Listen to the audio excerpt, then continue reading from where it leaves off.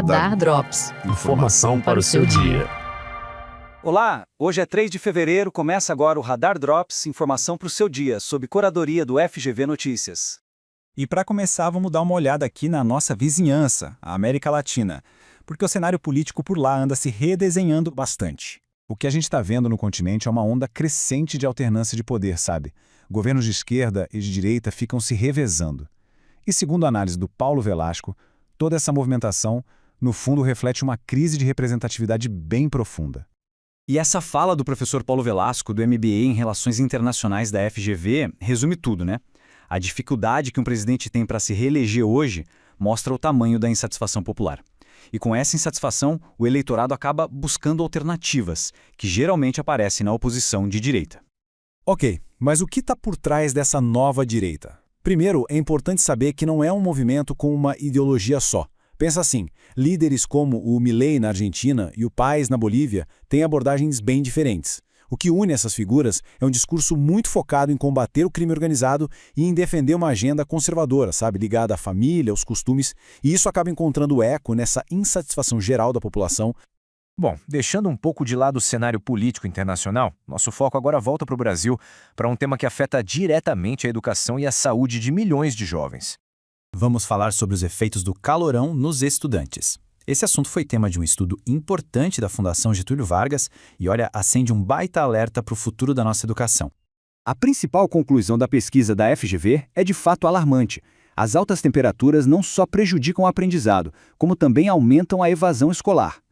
É um problema muito sério, com consequências diretas no futuro de toda uma geração. Mas como que o calor afeta a capacidade de aprender?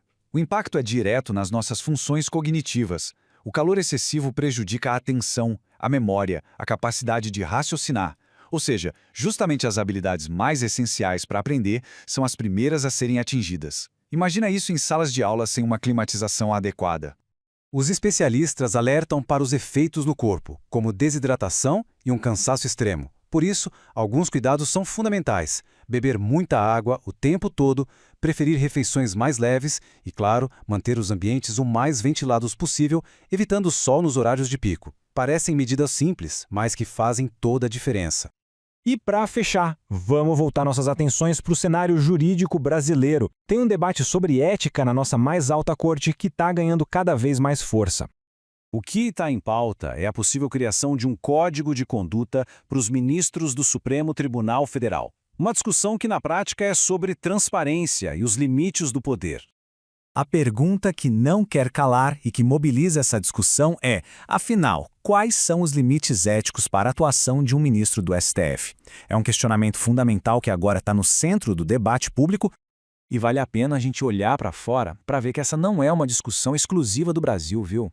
A busca por um código de conduta por aqui se inspira muito em casos internacionais. Tanto na Alemanha quanto nos Estados Unidos, a criação de regras éticas para suas cortes veio logo depois de crise de credibilidade, envolvendo palestras e presentes que os juízes recebiam.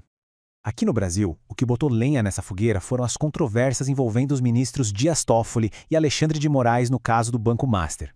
Isso trouxe à tona um monte de questionamentos sobre a relação entre os magistrados e o banco, colocando a conduta deles sob os holofotes. E para fechar, uma análise do Álvaro Jorge, professor de Direito da FGV Rio. Ele observa que é justamente nesses momentos de crise, quando esses conflitos éticos se tornam públicos, que surge a mobilização e a oportunidade para a gente aprimorar as instituições e as leis. No fim, é a pressão pública que move as mudanças. Esse foi o Radar Drops de hoje. Voltamos amanhã com mais notícias. Até lá!